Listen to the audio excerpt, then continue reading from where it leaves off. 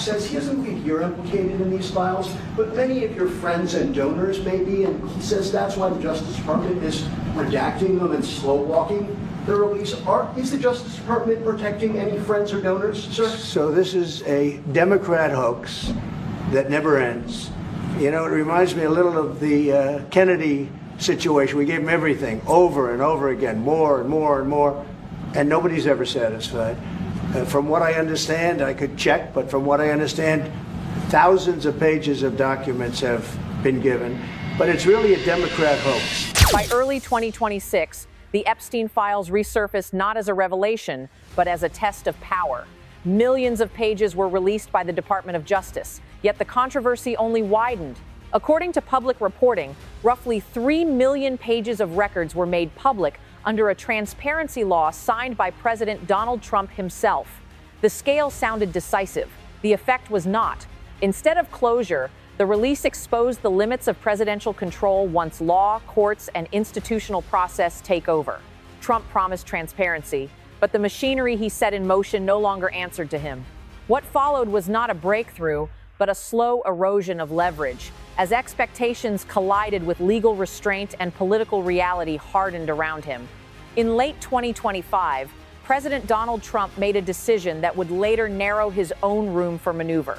He signed into law a congressional mandate requiring the Department of Justice to release materials connected to the Jeffrey Epstein investigation. At the time, the posture looked decisive. Transparency was framed as a corrective, a way to settle lingering doubts and demonstrate control over an issue that had haunted multiple institutions for years. But according to public reporting, the law did not grant the president new powers. It imposed obligations on the Department of Justice while preserving long-standing legal constraints.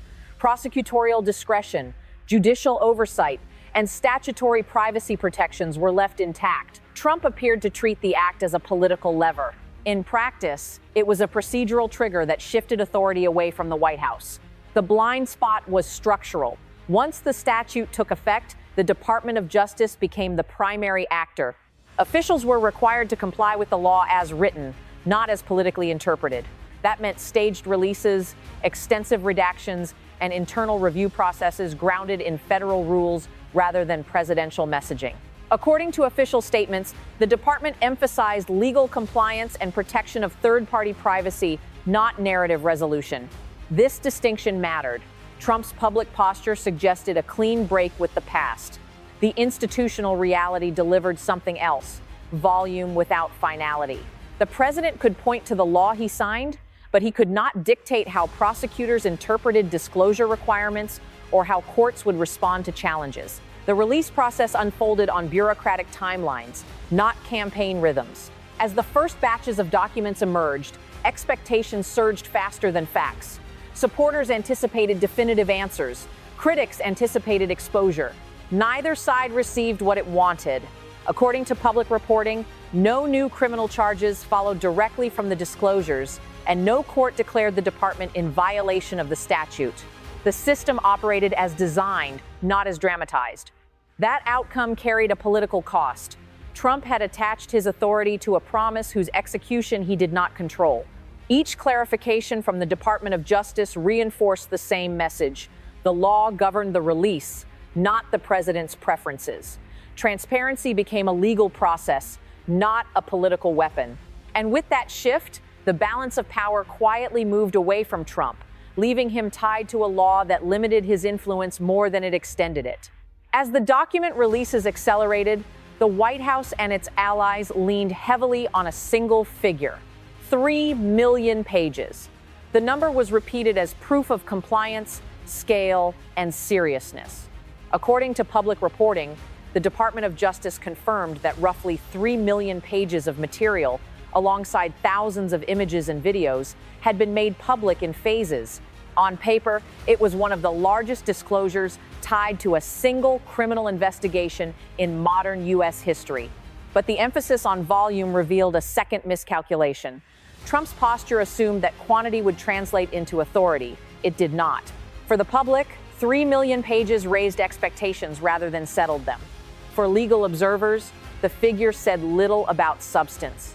A mass of documents can obscure as easily as it can illuminate, especially when filtered through statutory redactions and privacy rules. Institutional resistance did not arrive as open defiance. It appeared as process. According to official statements, the Department of Justice framed the releases as legally complete while cautioning that disclosure did not imply new findings. Courts retained oversight over challenges. Privacy statutes governed what could and could not be shown. Each layer of compliance narrowed the interpretive space Trump hoped to control. The result was a paradox. The more pages released, the louder the question became. If so much was disclosed, why did so little seem resolved? According to public reporting, no new criminal indictments followed directly from the publication. No judicial ruling declared the release inadequate. Yet lawmakers, advocacy groups, and media outlets continued to argue over what remained unseen. The number that was meant to end debate became fuel for it. Trump's blind spot here was narrative gravity. Once the Department of Justice confirmed the scale of the release, the story shifted from presidential intent to institutional sufficiency. Trump could highlight the law he signed and the volume produced. He could not certify meaning, relevance, or consequence. Those judgments belonged to prosecutors, judges, and the public, none of whom were bound by his framing. Media coverage reflected that loss of control. Rather than closing the Epstein chapter, headlines focused on redactions, timelines, and unanswered questions. According to public reporting, critics accused the department of withholding context, while officials countered that legal boundaries were being misrepresented. Trump stood between those positions without leverage over either. He was associated with the outcome but insulated from shaping it. This dynamic carried destabilizing consequences. Each assertion of full transparency invited scrutiny rather than trust. Each defense of the release's size invited comparisons to what was missing. Trump's role narrowed to commentary, not command. He could react to skepticism, but he could not resolve it. The very scale meant to project decisiveness instead highlighted the limits of presidential influence once documents enter the legal domain. By early 2026, the Epstein files had become less about what was revealed and more about who decides when disclosure is enough. In that contest, the presidency did not hold the final say.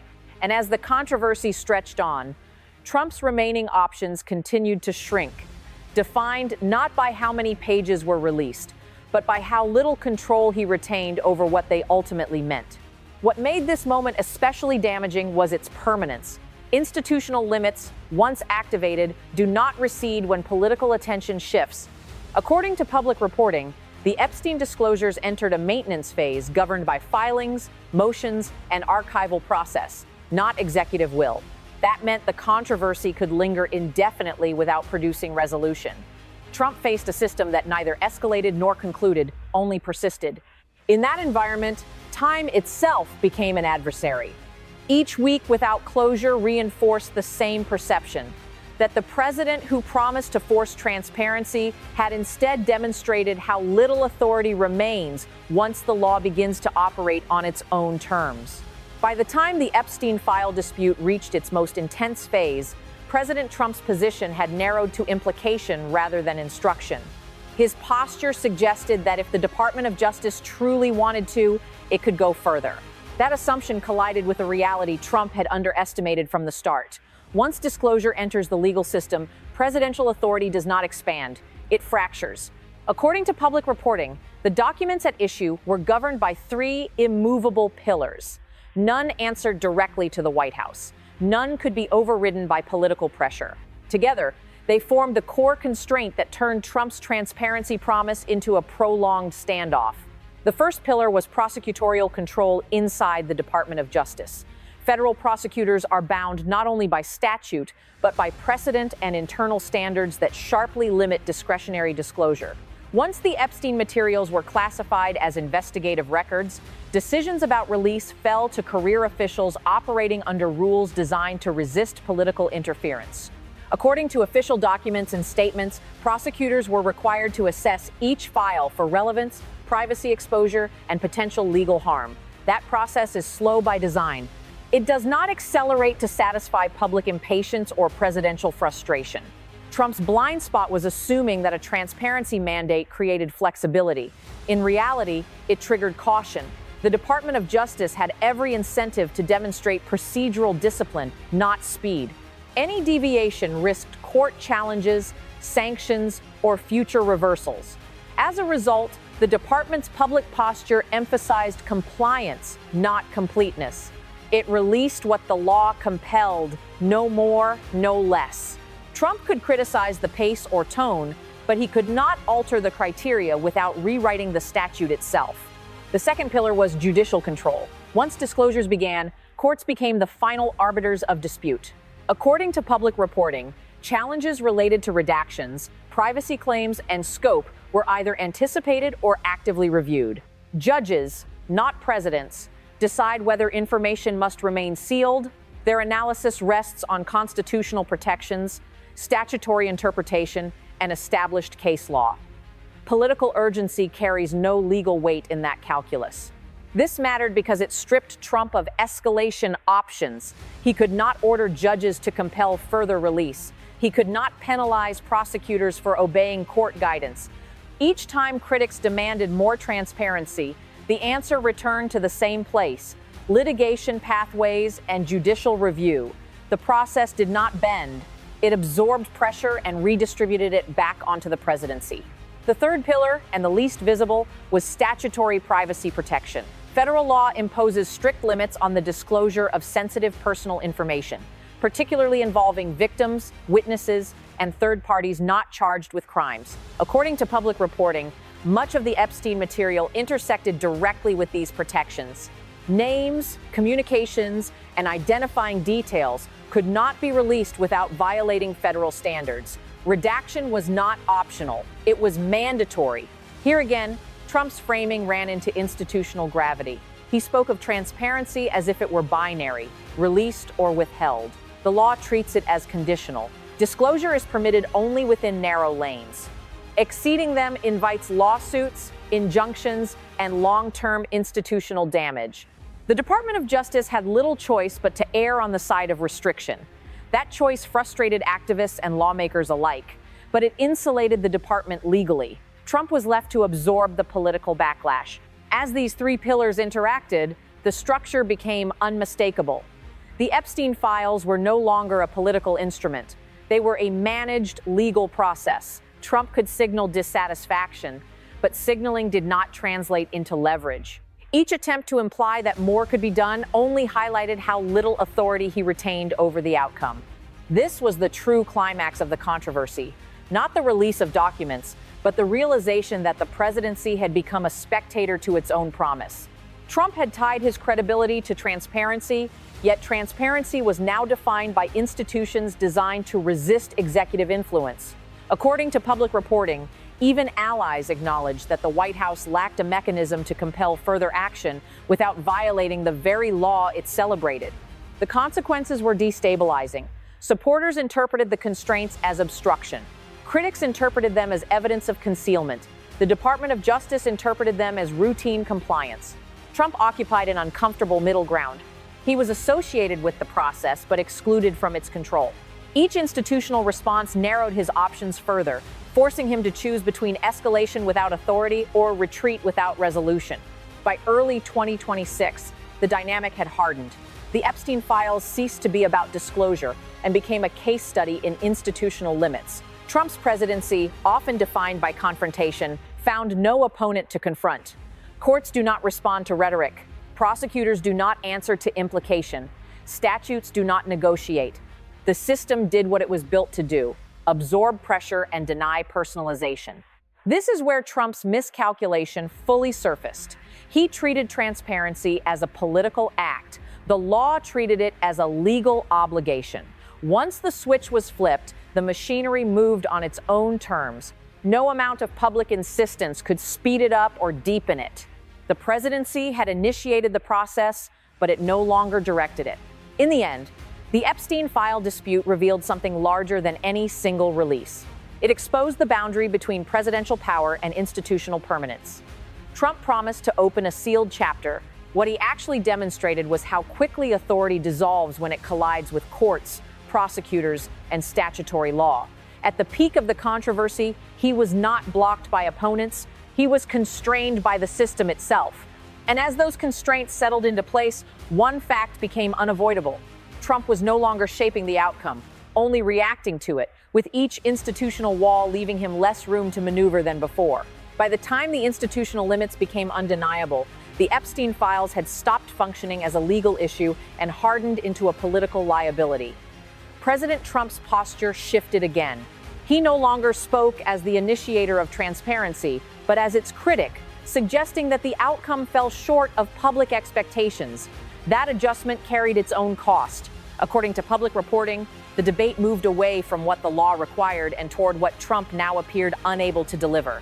The miscalculation in this phase was strategic persistence. Trump continued to frame the controversy as unfinished business, implying that greater disclosure remained possible. But the institutions involved had already signaled otherwise. The Department of Justice emphasized compliance with statutory limits. Courts maintained control over challenges. Privacy protections remained non-negotiable. Repeating the demand did not reopen doors. It only amplified the gap between political rhetoric and institutional reality. Institutional resistance at this stage was subtle but decisive. Congress did not move to amend the statute. Courts did not expand disclosure standards. The Department of Justice did not revise its criteria. According to public reporting, officials reiterated that the release process had met legal obligations as interpreted under federal law. Each reaffirmation narrowed Trump's remaining room to maneuver. There was no escalation pathway that did not require either new legislation or judicial reversal, neither of which appeared imminent. The political fallout spread unevenly. Advocacy groups and some lawmakers argued that transparency remained incomplete, pointing to redactions and missing context. Others warned that expectations had been mismanaged from the start. Trump found himself associated with both criticisms without controlling either. He bore responsibility for the promise, but not authority over its fulfillment. That asymmetry weakened his leverage across the debate. Media dynamics reinforced the pressure. Coverage increasingly focused on what the disclosures failed to resolve rather than what they revealed. According to public reporting, analysts described the release as exhaustive in scale but inconclusive in impact. That framing left Trump defending an outcome that satisfied no clear constituency. Supporters wanted finality. Critics wanted exposure. The institutions delivered process. Trump absorbed the disappointment. This stage also carried reputational risk. The Epstein case is uniquely charged, and prolonged ambiguity invites suspicion. Even without new allegations, association alone can be corrosive. According to public reporting, Trump's name remained tethered to the controversy, not because of new evidence, but because the issue refused to close. Each attempt to revisit it reopened scrutiny rather than resolving it. The narrowing of options became stark. Trump could continue to criticize the Department of Justice, but that risked appearing to pressure an institution bound by law. He could distance himself from the issue, but that undercut the transparency stance he had championed, or he could accept the institutional outcome and move on, conceding that the promise had limits. None of these choices restored control. They only redistributed political cost. By early 2026, the Epstein files exemplified a broader pattern. A presidential initiative had triggered a lawful process that could not be steered once underway. Trump's authority had been sufficient to start the mechanism, but insufficient to dictate its conclusion. The longer the controversy persisted, the clearer that imbalance became. What remained was not a legal fight, but a political drain. The system had spoken in its own language, and Trump's responses no longer changed the terms. With each passing week, the controversy hardened into a reminder of constrained power, leaving fewer exits and no clear victory available. By the close of the Epstein Files episode, the outcome was no longer measured in pages released or statements issued.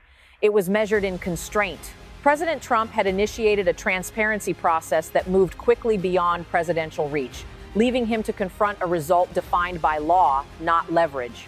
According to public reporting, the Department of Justice completed its disclosure obligations as it interpreted them. Courts maintained oversight. Privacy protections held.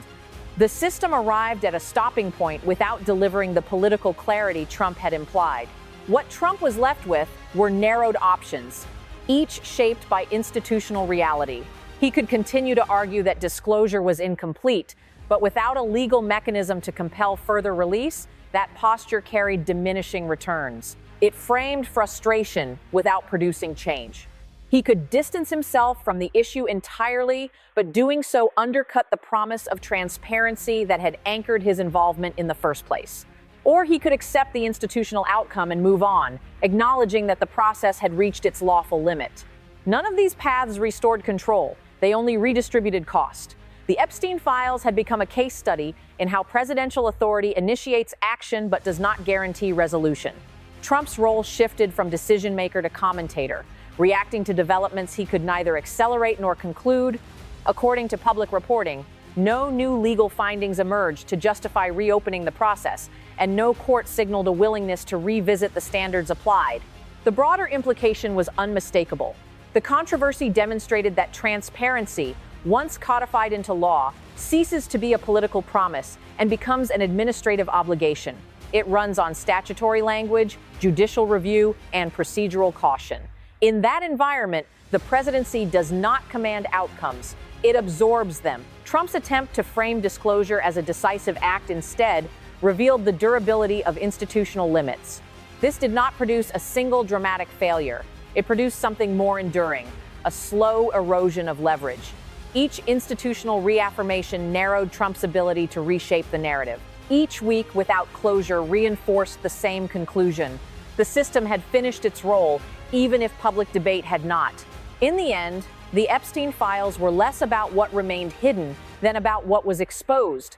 They revealed a presidency constrained not by opposition, but by the structure of the law itself. Trump promised to force transparency. What followed showed how thoroughly transparency, once triggered, escapes presidential control.